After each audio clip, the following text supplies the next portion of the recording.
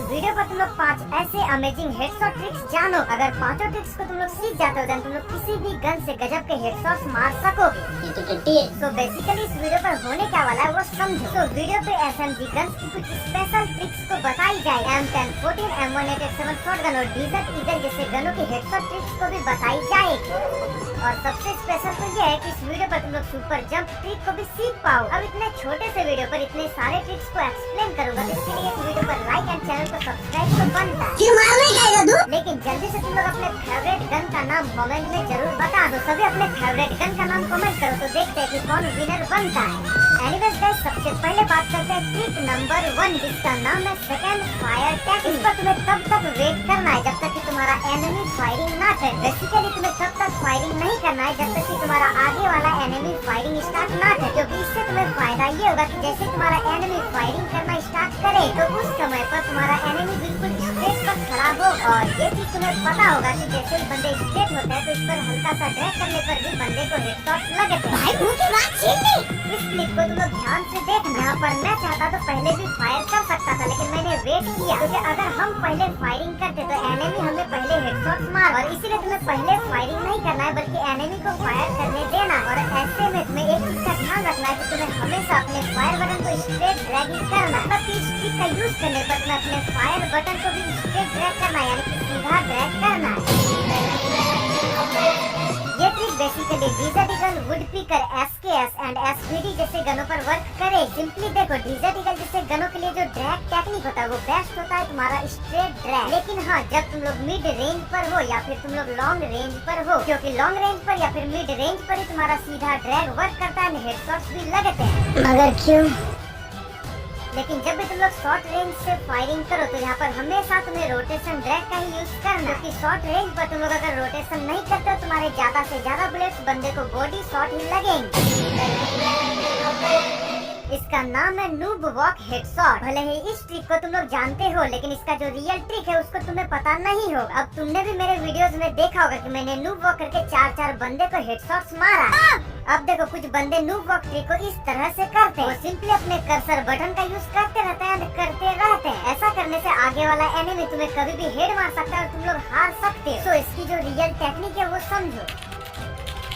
Simply तुम्हें run करते हुए ही होना है, तुम्हें कभी भी कर्सर बटन का यूज करते हुए नहीं होना। और तुम्हें तब तक कर्सर बटन का यूज नहीं करना जब तक कि तुम्हारा एनिमी खुले में नहीं आ जाता। जैसे ही एनिमी खुले में आ जाता है देन इसके बाद तुम्हें अपने कर्सर बटन का यूज करना। लेकिन हाँ, तुम्हें अपने कर्सर बटन को नीचे यानी कि पीछे की ओर स्क्रॉल करके रखना। इससे तुम्हारा कैरेक्टर एंड तुम्हारा एम सेट हो जाता है एंड बंदे को हल्के से ड्रैग करने पर ही हेडशॉट्स लगते हैं। और जब भी तुम लोग नूब वॉक ट्रिक का यूज करो तो अपने फायर बटन को एकदम ऊपर तक ड्रैग करने की कोशिश करना, क्योंकि जितना ऊपर तक ड्रैग करोगे उतना ही अच्छे से ये ट्रिक तुम्हारे मोबाइल पर वर्क करेगी।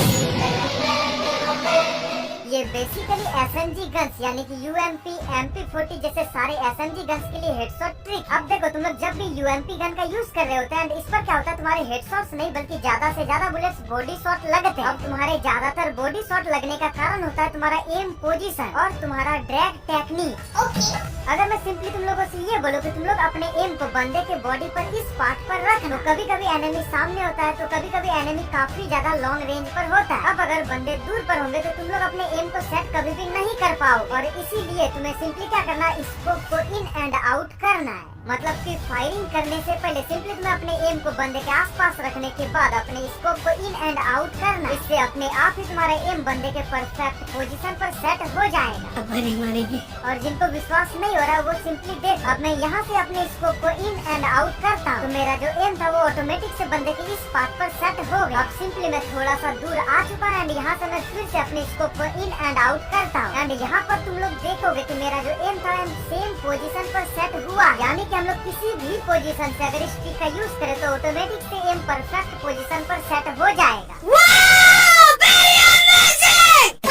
देन अब बात करते हैं तुम्हारे ड्रैग टेक्निक। अब देखो, कुछ बंदों को क्या लगता है कि रोटेशन ड्रैग सिर्फ डेजर्ट ईगल या फिर शॉटगन पर ही वर्क करती है, लेकिन अगर मैं बोलूँ कि UMP जैसे SMG गन्स पर भी रोटेशन ड्रैग वर्क करती है। अगर विश्वास नहीं हुआ तो इस क्लिप को देखो। यहाँ पर मैंने UMP गन का यूज किया एंड यहाँ पर रोटेशन ड्रैग किया, लेकिन बंदे को फिर भी हेडशॉट्स लगा। सिंपली रोटेशन ड्रैग का यूज करने से UMP से गजब का बहुत ही सिंपली हेडशॉट्स लगते हैं।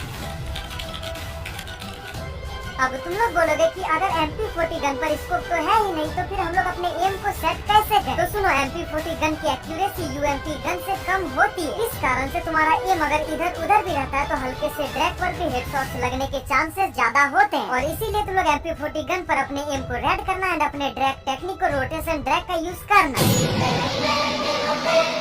ये है बेसिकली एक सुपर जंप ट्रिक। इस ट्रिक का यूज करके तुम लोग डेजर्ट ईगल शॉटगन या फिर सारे वन टैप गनों पर मिड रेंज या फिर शॉर्ट रेंज पर बहुत ही ज्यादा आसानी से हेडशॉट्स मार पाओ। तो देखो, जब भी तुम लोग वन टैप मारते हो, तुम लोग क्या करते हो, सिंपली फायरिंग करते हो, वन टैप मारने की कोशिश करते हो। लेकिन अगर तुम लोग शॉर्ट रेंज या फिर मिड रेंज पर हो, तो सिंपली फायरिंग करने से पहले तुम्हें अपने switch button and jump button को एक साथ पर प्रेस करना। अब ऐसा तो सारे बंदे करते हैं, ऐसा तुम लोग भी करते हो, लेकिन तुम्हारे हेडशॉट्स क्यों नहीं लगते? तो इसका सही कारण है कि तुम लोग सही टाइमिंग पर इसका यूज नहीं करते। मतलब कि जैसे तुम लोग स्विच एंड जंप बटन का यूज करते हो, तो तुरंत से तुम्हें फायरिंग नहीं करना। तुम्हारा कैरेक्टर जब जंप करता है, तो सबसे पहले कैरेक्टर का एक पैर नीचे आता है एंड एक पैर नीचे आने के बाद तुम्हारा दूसरा पैर इसके बाद नीचे आता है। तो तुम्हें वेट करना कि तुम्हारा पहला पैर जैसे नीचे सटने वाला हो, देन तुम्हें अपने फायर बटन को प्रेस करके फायरिंग करना। और जैसे तुम लोग फायर कर ले, तो देन तुरंत से तुम्हें अपने switch button and run button का यूज करना। तभी जाकर तुम्हारे गजब के हेडशॉट्स लगेंगे, चाहे तुम लोग कितना भी ज्यादा शॉर्ट रेंज पर हो। सिंपली तुम्हें सुपर जंप ट्रिक का यूज करने के लिए तुम्हें अपने जंप बटन को अपने लेफ्ट साइड पर लाना होगा। और जहाँ भी तुम लोग अपने स्विच बटन को रखो, उसके आसपास ही तुम्हें अपने जंप बटन को भी रखना होगा।